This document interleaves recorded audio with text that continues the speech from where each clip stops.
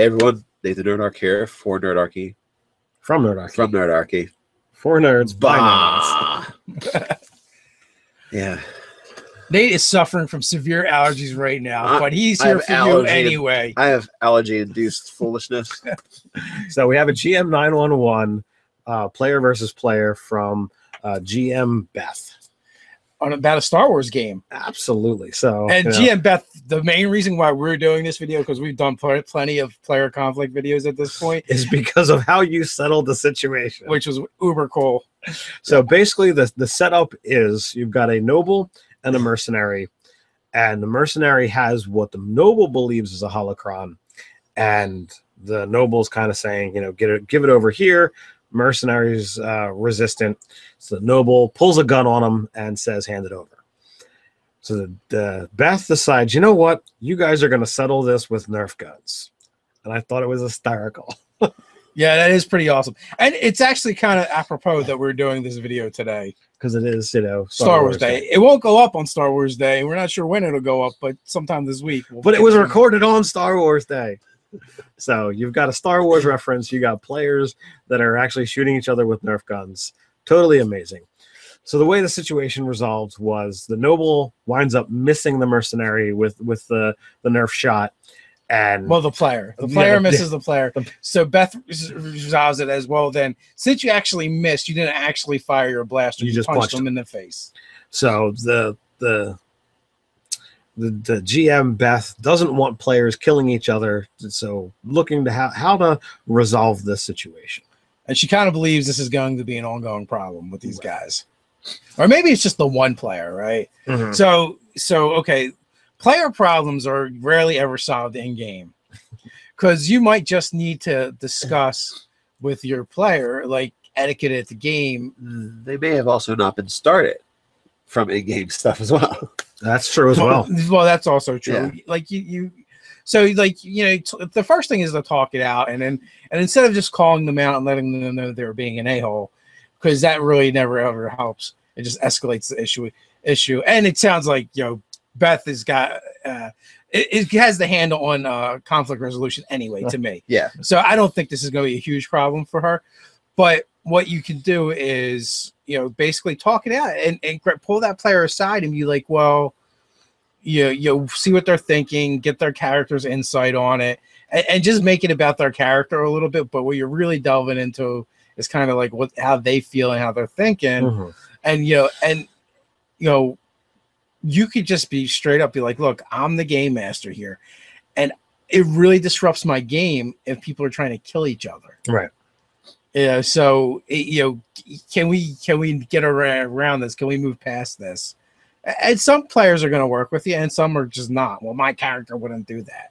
Yeah, and you know, then feed it to the Sarlacc pit. I don't know. Then your character will meet with an unfortunate end. Unfortunately, as a GM, I mean, everything is within your power, and you know, depending upon what your GM style is, you can say, well, I just don't allow this in my game. You know, I present enough, adversities for you guys to deal with. If you guys are going to turn on each other, either, you know, one or both of you are going to have to make new characters, or I'm just not going to GM.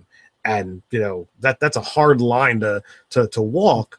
But if that's going to solve the problem, you know, don't be afraid to go down that road. Well, it could even be, I'm not going to GM for you. Yeah. So that is it as well. You know, so as Dave says, player versus player, the situations are rarely going to, you know, if it's a serious problem, it's rarely going to get resolved at the table. You know, so sitting down and actually talking either individually with the players or just the you know, being a mediator between the two players that are involved is also a possibility that you can do. Or there's also, like, if your group doesn't have a social contract, maybe it's now, like, if it comes to that point and this becomes a reoccurring theme and issue, maybe it's time to make one.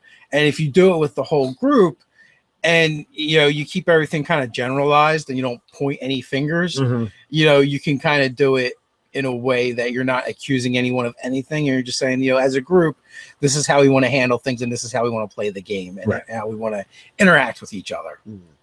And if anyone isn't interested in doing this, well, maybe this isn't the group for you. Yeah, it lets everyone know what's the expectation for the players. Which sucks. I mean, it hates that it even comes to that. You have to do it. I mean, we've never done a social contract. You know, in all the years that we've gamed, and more than 20 years. Yeah, but I've heard other people use it and bring it up, and it's not a bad idea. And it's always too. It's like, well, how is your group coming together? To how did you guys meet? You know, are you playing in a store? Yeah, there's all these different factors. Basement. Well, it's not that. It's more about how everyone gets together. Like, right.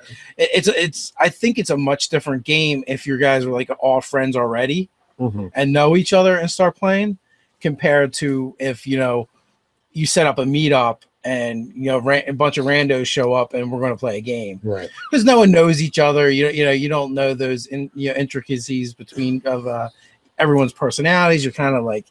You're flushing out not only like their gaming style, but them as people as well. Yeah, because you never know. One person might be insulted and then carrying a grudge for some minor comment that was said that wasn't even targeting a specific player. When you've got a wide array of people that are, as you said, part of a meetup as opposed to long friends.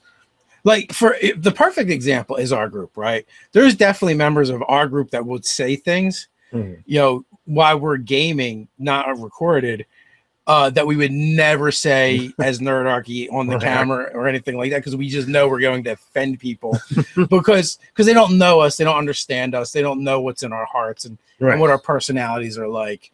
So so out of deference to those people, we table that stuff while we're actually filming videos and playing games that are being recorded. But amongst the guys or just friends, you can loosen up the reins or whatever. And the reason I bring this up is because if you're playing with people that you don't know, well, you shouldn't really do that. Like you should feel out the situation. Yeah, you got to feel out the situation because different people have different tolerance levels for different things, and in this day and age it gets worse and worse for what people are tolerant of. Oh yeah. So to a certain extent you have to be respectful of others, and that's where it comes in. What kind of group do you have? How long have you known each other? Right. So if you want a strong gaming group, build strong friendships first. Yeah. That's why I think it's kind of a bad idea to be a part of a group that only interacts during gaming.